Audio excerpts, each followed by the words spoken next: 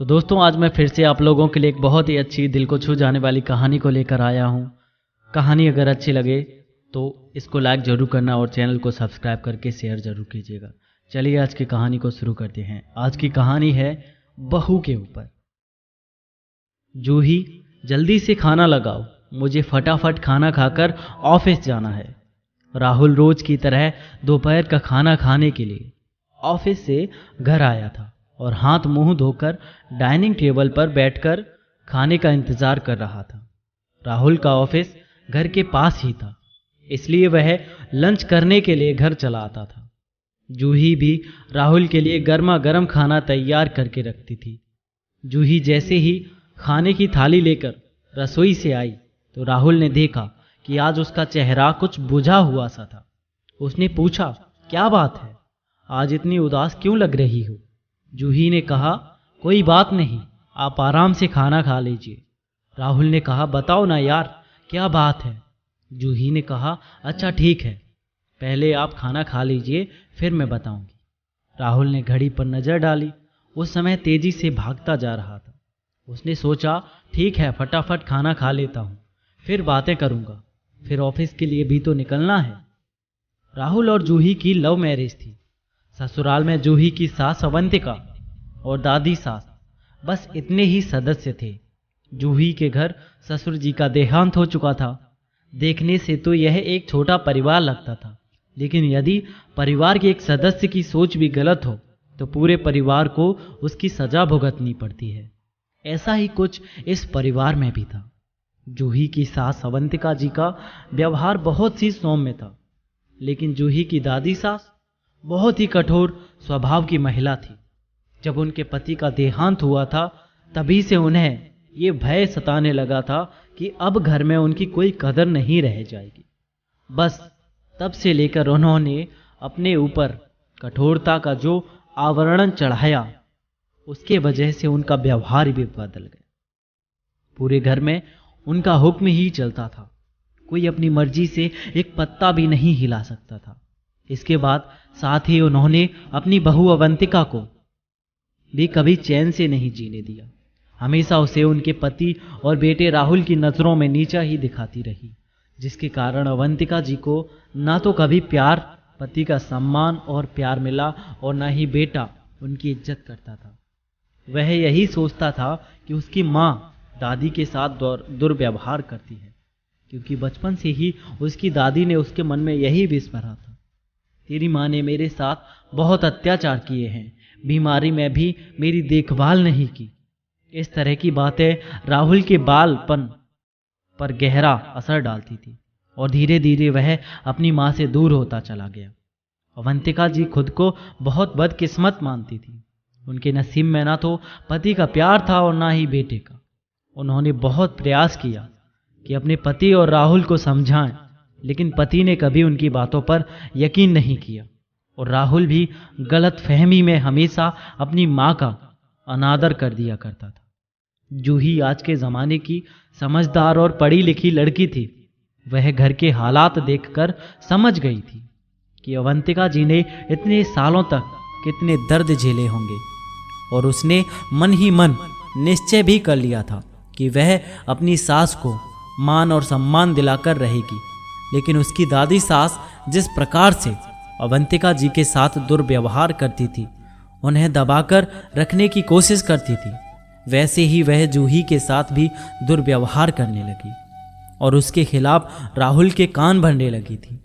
हालांकि राहुल ने जूही से प्रेम विवाह किया था, इसलिए दोनों के बीच गलतफहमी पैदा करना इतना भी आसान नहीं था, लेकिन दादी सास अपनी कोशिशों में लगी रही। आज जूही का उदास चेहरा देखकर जब खाना खाने के बाद राहुल ने उसे अपने पास बिठाकर प्यार से पूछा, अब तो बताओ बात क्या है?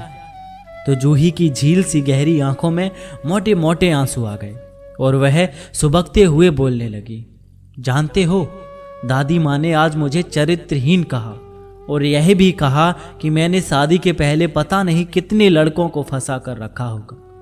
तब तक दादी सास भी हॉल में आ गई और अपनी छाती पीटते हुए बोलने लगी, हे भगवान, अब इस बुढ़ापे में यही इल्जाम लगाना बाकी था। बहू ने तो आते ही घर में फूट डालना शुरू कर दिया। इससे अच्छा तो भगवान मुझे उठा ही लेता। अब कौन से दिन देखने के लिए मैं जिंदा रहूं। राहुल को अपनी दादी से बहुत लगाव था और वह उनकी बातों पर आंख बंद करके विश्वास कर लेता था। उसने तुरंत जूही को डपटते हुए कहा, तुम्हें शर्म आनी चाहिए। तुम मेरी दादी के बारे में ऐसी बातें कैसे कर सकती हो? मुझे अपनी दादी पर पूरा भरोसा है, वह कभी भी तुम्हारे बारे में गलत नहीं सोचेंगी। जूही ने डबडबाई आंखों से राहुल की तरफ देखते हुए दर्द भरी आवाज में कहा, तो आपको क्या लगता है मैं झूठ बोल रही हूँ? याद है शादी के पहले आपने ही कहा था कि हम सुख दुख के साथी हैं और तुम अपनी हर तकलीफ या अपने मन की कोई भी बात मुझसे बेझिझक कह सकती हो। तो क्या मैं आपको अपना समझकर अपने दिल का दर्द भी आपसे नहीं कह सकती? राहुल गुस्से में चिढ़कर बोला, वह सब मैं नहीं जानता हूँ, जरूर तुम्हें कोई गलत फहमी हुई है। उनकी बहस सुनकर अवंतिका जी भी हॉल में आ गईं और अपनी बहू के कंधे पर हाथ रखकर दर्द भरी आवाज में बोली, छोड़ो बहू, ये सब बातें बताकर कोई फायदा नहीं होगा। तुम भी मेरी तरह चुप रहना सीख लो बहू। इतने सालों में मैंने राहुल के पिता को भी समझाने की बहुत कोशिश की, लेकिन मेरे पति तो दूर, मेरा बेटा भी मेरे दर्द को नहीं समझ पाया। तुम जितना बोलोगी ना, उतना ही तुम्हारे लिए राहुल की नज़रों में मान कम होता जाएगा। यही सब तो मेरे साथ भी हुआ था। मैं अपना दर्द इन लोगों को बताती और यह लोग उल्टा मुझे ही गलत समझते गए। जूही हैरानी से अवंतिका जी की तरफ देखने लगी।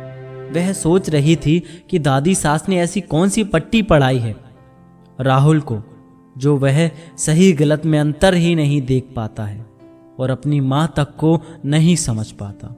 राहुल ने अपनी माँ से गुस्से में कहा, आप तो चुप रहिए, आप अपनी ही तरह मेरी पत्नी को भी बना देंगी।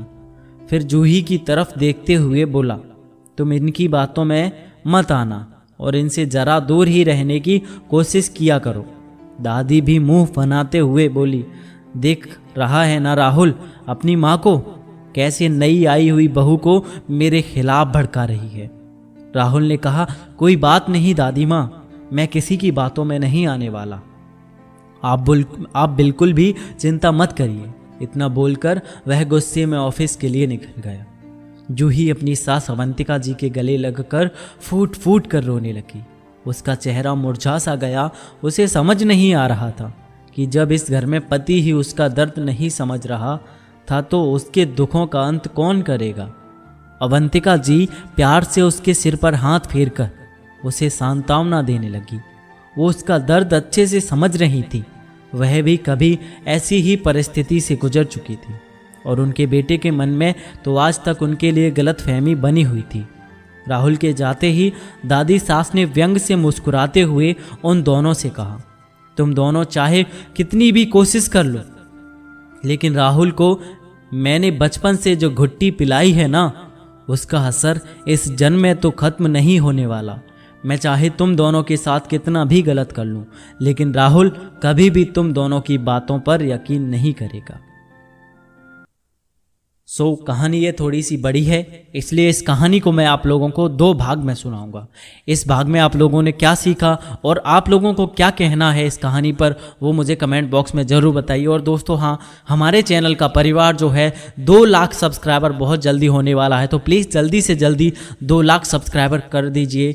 2 लाख सब्सक्राइबर कंप्लीट होते ही मैं कंटिन्यू आप लोगों के लिए वीडियो, बहुत ही अच्छी वीडियो लेकर आने वाला हूं। तो प्लीज़ चैनल को सब्सक्राइब कीजिए और वीडियो को लाइक करके कमेंट ज़रूर कीजिएगा।